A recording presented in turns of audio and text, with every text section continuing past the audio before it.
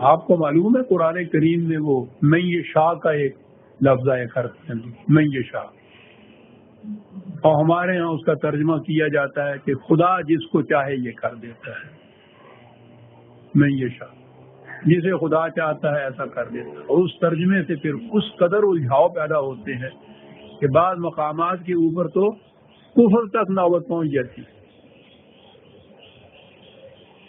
جو دلوں میں یشاء بھی جو کہا، یادی میں یشاء کا تو ہوا کہ خدا جسے چاہتا ہے ہدایت دیتا ہے، یہ بھی بات ہو گئی کہ جسے وہ چاہتا ہے ہدایت دیتا ہے۔ اگر وہ ہدایت نہیں کسی کو مل چکی تو وہ تو کہے گا نا کہ مجھے اس نے دی نہیں ہدایت۔ میں وہ یہ ذرا وضاحت چاہتا ہوں کہ میں یشاء کا غلط ترجمہ جو ہمارے یہاں ہو رہا ہے اس نے کیا کچھ کر دیا ہے۔ اور جو دلوں میں یشاء بھی ہے، اور جسے چاہتا ہے گمراہ کر دیتا ہے، معاذ اللہ۔ آپ کے ہر ترجمے میں یہ لکھا ہوگا، آپ کی ہر تفسیر میں یہ لکھا ہوگا، جسے چاہتا ہے وہ کر دیتا ہے۔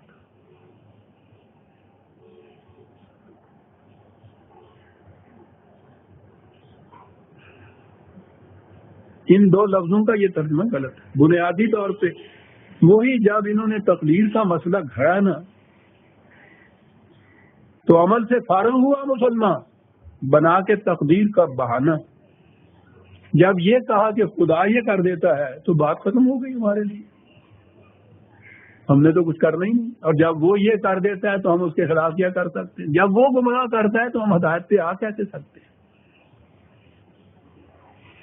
آپ نے دیکھا کہ یہ من یشاء، اور یہ بار بار آتا ہے جیسا میں نے عرض کیا، لیکن اس مقام کے اوپر تو ایسی جگہ یہ ہے جہاں کچھ شبہ ہی نہیں رہتا کہ پھر اس کے معنی کیا ہے۔ 30/5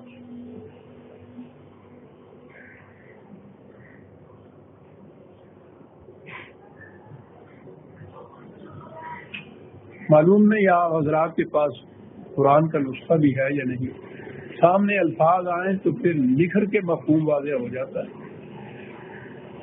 وَيَوْمَئِذٍ يَفْرَحُ الْمُؤْمِنِينَ بِنَصْرِ اللَّهِ، جنگ کا ذکر ہے، مومن خوش ہوتے ہیں خدا کی نصرت سے۔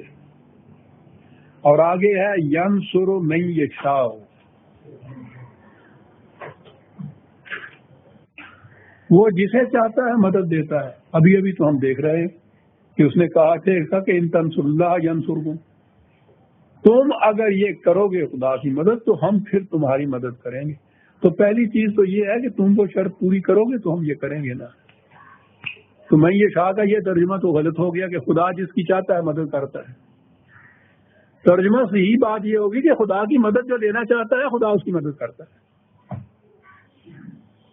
اور اس کی مدد لینے کا طریقہ اس نے بتا دیا، تنصر اللہ۔